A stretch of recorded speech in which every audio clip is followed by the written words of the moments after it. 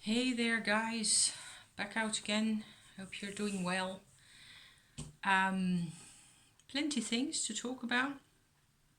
I will see how far I get, okay? Because it's still, busy, busy, busy.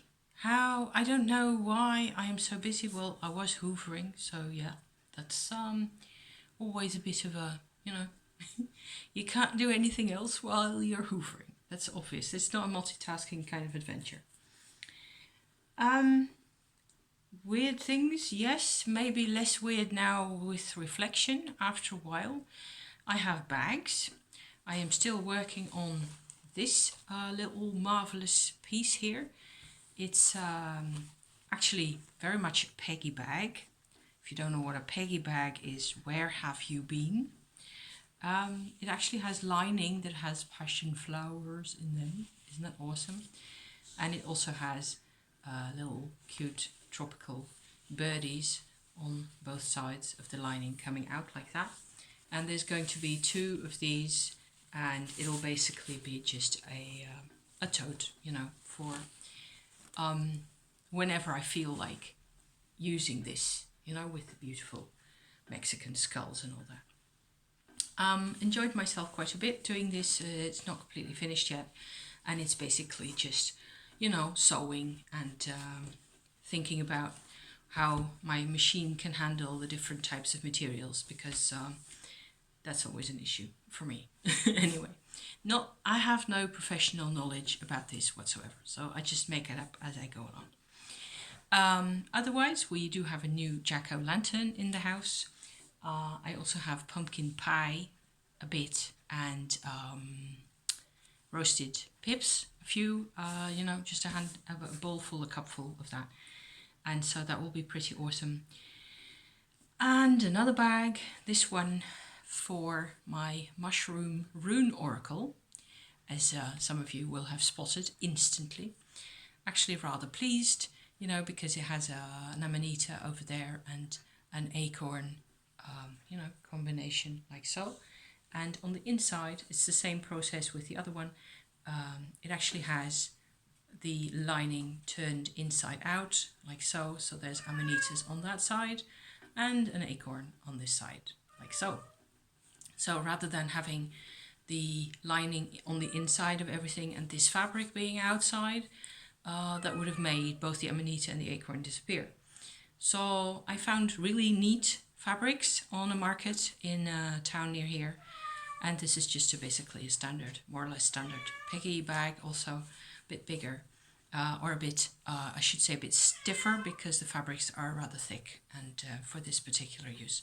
But it'll be okay to put these guys in. It fits, only just. And there's another thing that I want to talk about at this particular point.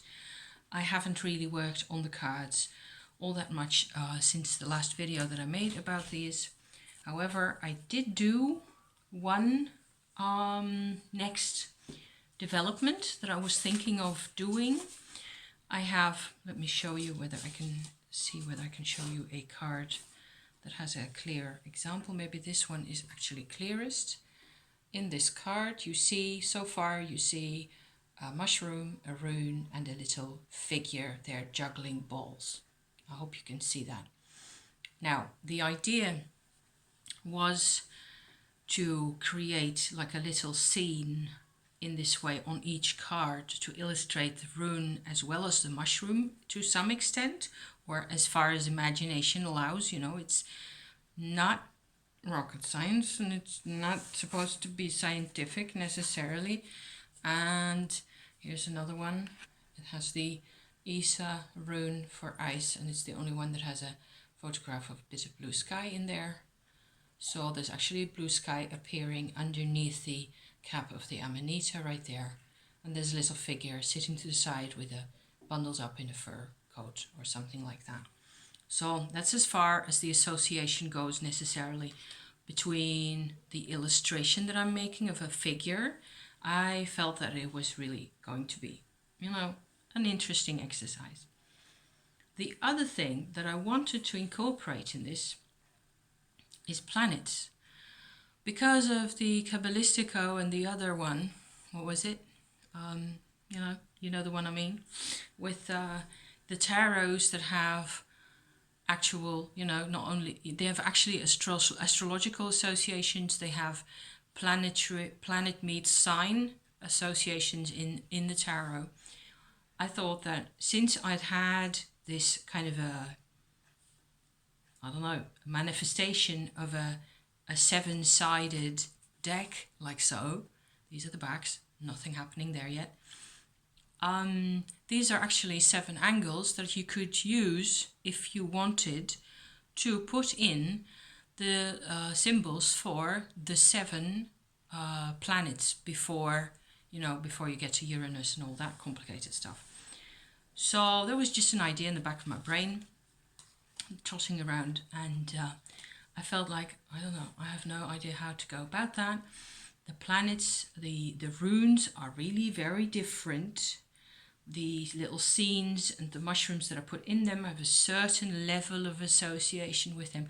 It's like, I don't know, it's like a kid's book in a certain way. It's a kid's book for me, about all these qualities and types and characters. And this one here, I hope you can make this out, is actually, it's like, these are 3, I think, little mushrooms that are of a really special shape. I don't think I know the English name at the moment, but they're like a little sphere where the spores come out the top when they're, mature. And the sphere sits on top of a bit leathery, thicker contraption that looks like a star shape. So with 5 or 6 or 7 points going out like that and curling downwards a bit. I actually have one. Hang on a second. This one I actually found at the back of my house here. I think it is by now 2 years ago. I'm not completely sure when it was that I found this. So the starry pointy bits have actually curled all the way around to the bottom like that. And there's the little sphere that contained the spores back then. So these are, in the Netherlands, fairly rare. It's not like you see them on every walk in the forest. Certainly not. So I associated this particular mushroom with the, you won't be able to make that out yet, star rune, of which there's a whole history. It's actually an alternative for the Hargal rune that was used in a certain period, I believe in the Anglo-Saxon later period of the runes. So, it's always a bit like, what do you want to do? I have my own personal feeling with this thing. I have been working with my little wooden rune oracle set that I have sort of brought back to life, I guess, over the summer. And it's working really well for me. So each time I pull a rune, it's like, okay, so this is what it's supposed to be going to be like today. Something like, I just do a rune a day in the morning, necessarily. So, more or less. I'm tired. I've done many things. So, if I'm not completely consistent and I don't really have all the words, that's why. So, I guess I kind of know what I want this lot to mean together. However, the planets were supposed to, I wanted to have like an association. Oh yeah, that's why I went into this. We found 2 of those little starry, earthy star globes on our walk Saturday. So there they were all of a sudden. So they're fairly rare in the Netherlands, and here they were. So that was pretty nice. And I actually spotted one that was older and a bit bigger because it had a really different shape. It didn't look like a normal piece of forest dirt, It had this kind of a shape, but maybe it'd been stepped on at some point. It was flattened and it was a bit kaput on both sides.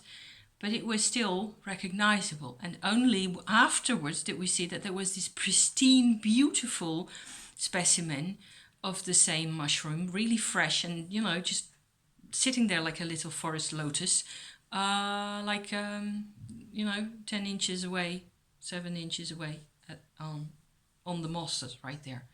So that was pretty cool, because you don't find those every year, certainly not. In parentheses, I'm trying also to get my breath back and keep talking at the same time, which is rather an interesting exercise. I feel like a Scottish bagpipe to some extent. So what I did this morning, after a few other things, was I actually figured out which rune is supposed to go with which set of planets, what the distribution of planets for me feels like. And it was insane how quickly I got this done. As you can see, it was a bit of work. What I did is I used these little gizmos that I used for another purpose, for the what was the alchemical de la Roca, ceremonial de la Roca project that I have not touched since then, although I'm still, you know, they're right here by my side, and if I want them I can always take them out. Same with the Cabalistico, because it's a different wavelength from, that's more scholarly, and this is very visceral to me, so it's really cool to see also where the twain shall meet, so to speak. These I also have, it's just like little bits of paper that has a planet, Mercury, you know, and Venus. Sorry, all 7 of them. Sorry, more coughing. Anyway, what I did is I stuck my card like so in the middle in front of me with those 7. Where's the rest of them? I chucked them back in the container. Oh no, here they are. Around, so the sun and the moon and all those, in the 7 angles of my picture as it is sitting in front of me. One of them has disappeared. Saturn.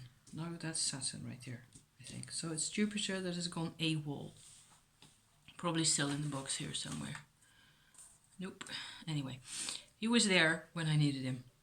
And I just went, you know, with this angle, like so, where it turned out that at some point, the rune, for me, how this works, it's basically not about the mushroom at this stage. Not necessarily. I was just focusing on the rune, and I was using my 7 bits of paper with each a planet on each to go to organize themselves around this heptagon in such a way that the one at the top would be the planet that sort of crystallizes outward the energy of that rune, if that makes any sense.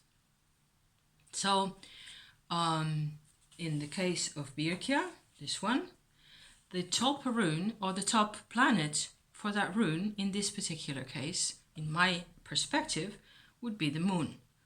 The moon, for some reason, is closest to us when it comes to the work of the rune, Birkia. If that makes any sense whatsoever. I'm just, you know, having fun here, basically. And then, so I decided first which one goes at the top of my heptagon, first of all.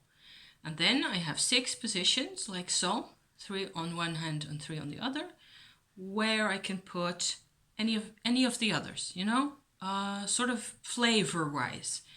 And as it turns out, I kind of felt like what happens is that each rune basically has 2 planets at the base of each shape, if I, you know, working within this, whatever you may call it, system. In the case of Birkia, those 2 at the base are Mercury and Saturn. And Mercury follows the path. The energy comes out of Mercury originally, or out of the conjunction of Mercury and Saturn, if you like, whatever that means, you know, to any of us. And then on the side of Mercury, it travels, the energy travels. The energy is moving through, from Mercury through Mars and the Sun and out through the Moon on the one side, and I'm still looking at my graph here, from Saturn through Jupiter and Venus and also out the Moon. So the fun thing was I did this really quickly. I think it was maybe half an hour, 35 minutes or so that I spent doing the lot of them. So it was like completely intuitive. I had these tools. I could just set up my card and my little planetary gizmos like so, and I just went like, okay, so this is really a rune where I think like Venus should be at the top, and then blah blah, and this one, no, this one should go over here, so switch places. Yes, that's cool. Like that. It went like that. It was like 20 seconds, 30 seconds for each card. Zoof, done. So I was on to something, and I was looking towards, when I was about halfway through the whole set of runes, I was looking like, okay, so I don't want to have like an immense number of cards that all have the Sun at the top or Venus at the top. I want to spread that out a bit. And it kind of worked its own way out like that. And I think that because, well, you can do the math, if you have 25 cards, like I have here, 3 times 7 is 21. I have 3 times that the Moon, the Sun, either one of them will be at the top. And then I have still 4 positions to fill. So ideally, I will have the Sun, the Moon, Venus, and one other, don't remember which one, that have 4 cards where they're at the top, and so on and so forth. You do the math. I won't bore you with math on this channel too much. There are great math channels out there. I love me some math sometimes, especially if I don't really have to try to understand it. Still fun. Lots of fun. So this was really quite cool. I've got my sheet here, so all I will be doing is when the card is in this particular, in this kind of a stage of affairs with the little figurine and the gold edge like so, and the rune is all colored in and all that, then I will stick the symbols for the planets in gold into each corner as they are given by my graph, like that. So by my chart here. And so that was a lot of fun. It was really quick. I was surprised at how it just kind of went, and I was halfway through. I was like, this is going really well. I'm shutting up, shut up and keep going, because wow, fun, I don't know whether anything is really happening here, but it looks like it. So locomotive, chuggy, chuggy, chuggy, on it goes. So that's the stage that we're in. As far as the rune deck goes, I am really happy that I got my little bag as well, because then I have some place to live. As also pending the process, because it will take me some more time to actually get it finished, and beyond Halloween, certainly into November quite a bit. Fun times, really, basically. The other thing is that I am without the Tektite today, as I was without the Tektite pendant yesterday, because I did have a rummage around in the different locations where I have got crystals and pendants and things. There should be another Tektite for my husband somewhere, but for the life of me, I cannot find it. So the other weird thing is I do have a moldavite, like so. I hope you can kind of see that it is pale green. We'll never focus on that, will it? It is pale green, translucent-ish, and like an olive color, like olive oil or something like that. Different to Tektite, really interesting, really cool that I found this in my rummage. What I really want to talk to you guys about, so shifting gears slightly, is I wore the Tektite pendant, the big black one that you've seen me wear for a few sessions already, on Saturday. So today is Monday, the 28th of October, and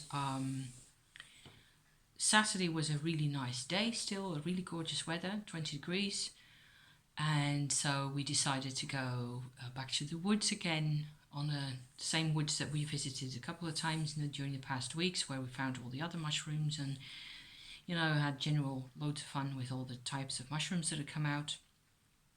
And I wore the Tektite then because it still felt really good. It still feels good to me. But it was the first time that my husband was around. So this is where it becomes already 20 minutes in. Sheesh. Okay, so this will be another 20 minutes, I hope, and no more than that. Let me have a gloop here. Lapsang Souchong with a bit of fruity tea added in. So it's a bit more multi-dimensional. Really witchy combination.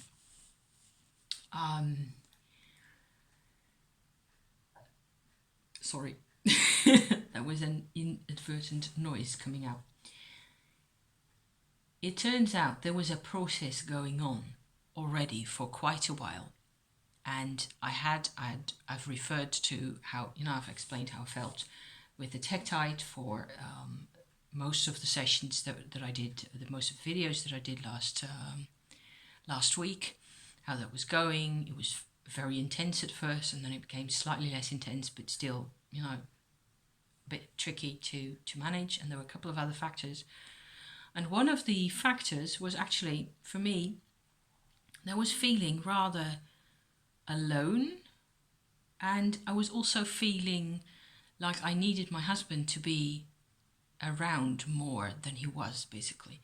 Now that's something that I cannot influence in any way because it's one of those, you know, VAT months, and it's a lot of work, and he basically comes home when he's done. So they're long days. It's not every day until 8, 9 o'clock in the evening, which happens for some people. It's not like that, but when he's here, he's exhausted. And I felt also that when he was physically present in the house, he wasn't necessarily really here himself. So there was something off. I couldn't tell exactly what it was that was, and it didn't feel like completely off at the time. I was just wondering myself about where this came from, and because I'm used to being very able to cope on my own, and I have lots of moods and things, and that's okay. You know, I'm mainly just messing around with my things and doing a bit of housework and writing in my journal and making vlogs and things and checking out things on the internet, and I'm basically rather busy, you know, like I said. So I miss him to the extent that he can be a lot of fun to have around. Sometimes it's a lot of work to have a partner because that's what happens, you know. And so it turns out that actually this was one of those days where it was a lot of work, because yesterday what happened basically in chronological order was that I sat with him in the upstairs office for a short while in between just finishing my cup of tea basically, and in between these searching actions for these pendants that I know are still in here somewhere. And I suddenly kind of felt like I was going depressed. All of a sudden, out of nowhere, all the morning had been fine. I'd been chatting and doing several things, and everything was fine. And I suddenly kind of imploded into an emotional black hole. And I was sitting right next to him, like opposite him at this distance, like that. So I felt at that moment, I felt like, okay, whatever, you know, I will go downstairs now and I'll have another rummage somewhere else. So I did that, and then I came down here and I had another rummage in here, and I basically dropped a box of stones, and some of them actually, some of the amber pieces actually shattered. So I happened to drop the box twice. So by then, I was kind of feeling like, okay, this is really not going really well anymore. I'm kind of falling apart. Husband came downstairs. With him, everything seemed to be completely fine. So I'm trying to keep this short and concise. He was fine. To his own mind, he just started working on a couple of other things. He helped me pick up my stones, put them back in the box. He helped me a couple of other things, you know, do a couple of other things around here. And it was basically, I was getting more and more anxious, and I felt stifled. Each time he was around, when he was close to me, I was feeling like oh God, my head. It was like having a headache without the headache, because I didn't have a headache or any of it. I was just having these, it was like a very crampy, narrow tunnel vision type feeling, very uncomfortable and getting more and more upset. And okay, so all my stuff is back in order, more or less. I'm sitting here, he's gone off to the shop. And that's when I decided, okay, so I'm going to use white light for myself here to basically clear up the air and clear out whatever energy is in my system. I was not wearing the Tektite at that moment because I'd, done enough. It's by my bed, hanging on a hook by my bed, and that's where it's staying for now. So I got through the white light really quickly also and got started on this, clearing process where suddenly you're importing, basically you're asking an impersonal type of energy to come in, like a divine energy, if you want to call it that, just depends on the words really, to clear out and take care of whatever vibrations are in my system that I can't use or that are, not, that aren't supposed to be here or that cause my discomfort, basically. So that was happening. 5 minutes or so. Husband comes home again and he puts the shopping in the kitchen, and I tell him to please go sit on the meditation chair there because I want you to have some of this white light as well. I'm right in the middle of this and it's like, a couple of minutes, boom. So he knows what this kind of thing is on about, and he knew, of course, that it was uncomfortable. At least for me, he could see that it was really uncomfortable, and he knows that this is the kind of thing that he's seen before. So he wasn't surprised. He just sat himself down, and off I goes with this white light, and there is, I don't know, maybe another 5 minutes max, no more than that, where there was a vibration, and afterwards we talked. In the last 2 of those 5 minutes we talked, and I said, what do you feel like? How do you perceive this? What's happening to you? And he's going off in a whole completely in a story about there was a chopper passing over the village, and he was getting the anxiety as well, only in the last stage of the things. So by the time it was kind of leaving us, he noticed it, which is kind of what tends to happen. Okay, so for me, I'd been aware of this for 5 days. Whatever it was, and in the end, between his comments and my comments, it turned out that it was an energy or a vibration that belonged to his mother, that had to do with the fear his mother felt when she was giving birth to him. Yeah, so he was there, he remembers this. And so my conclusion from this is basically why I was journaling about this stuff in the morning, this morning, is that the Tektite, he comes along with me because he's my mate and he's been my partner for 32 years. And we know each other inside out, and we're really sensitive to each other's moods and each other's vibrations, and whatever it is that we bring along from wherever we have been, whatever we've been doing, he has been sort of riding along in my Tektite journey from the moment I put it on, probably, or from the moment we met up on Tuesday last, so that's almost 6 days ago, right? At around 5 o'clock in the afternoon. From that moment on, he has been involved. And he's not been closely involved because he hasn't been around all that time physically, but that's not even necessary. He was there Saturday afternoon when I still wore the thing. And for him, it kind of, the whole thing manifested in like, it was like a wisdom tooth being drawn out of his system. So today I spoke to him on the phone just now. And he's feeling really good. He's okay. He's, up and at it and working really busy and feeling completely fine now and feeling lighter. He said, I'm definitely feeling lighter because this field, this like a cramp that has been there all his life, that's what healing work can be like. If you go about it like this. Only I wasn't expecting the Tektite to have this much of an influence, not only on me myself. I was sort of focusing on how things felt like, what things felt like for me, and what my stories are, and what my, whatever, is going on for myself. But it turns out there are no boundaries.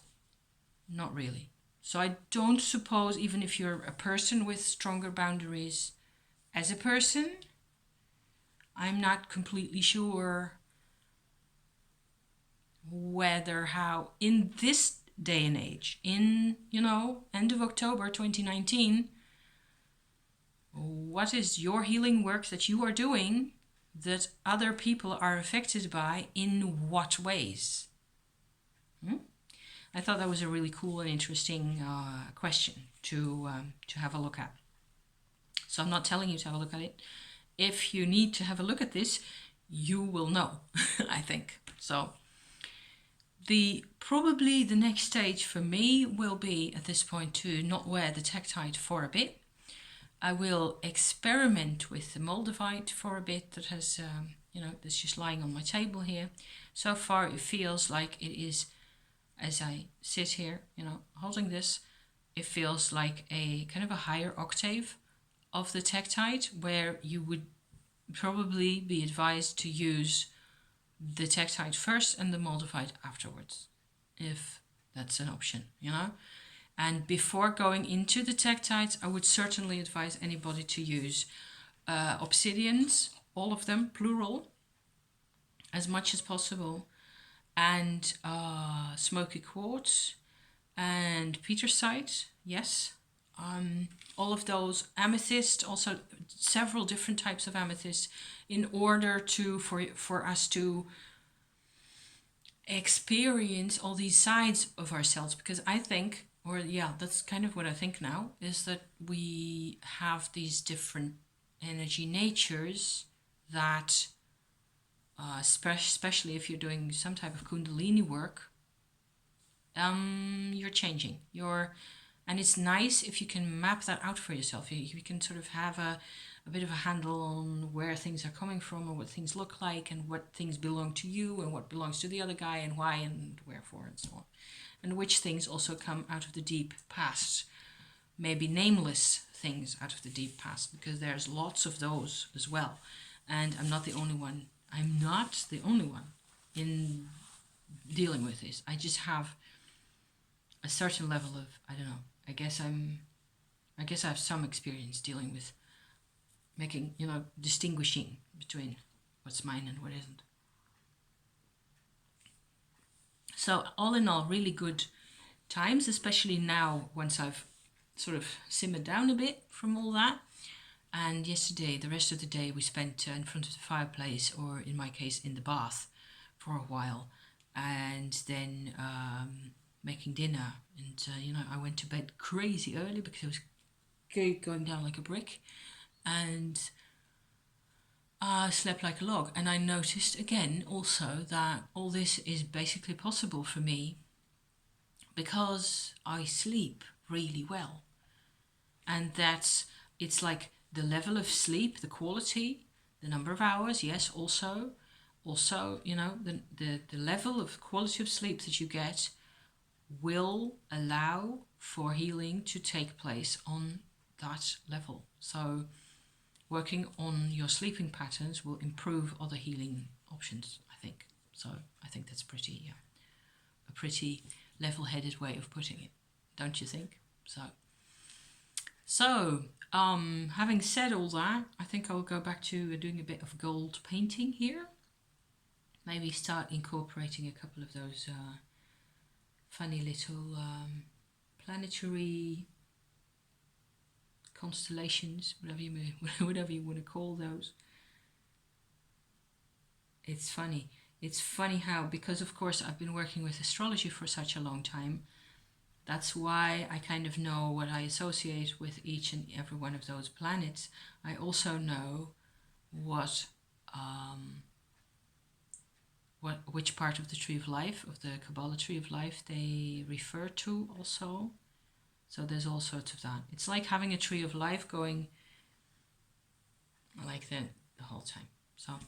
So on that even weirder note, I will close up shop for today, and we will see where we end up next. Okay, thank you so much for watching, and see you again next time soon.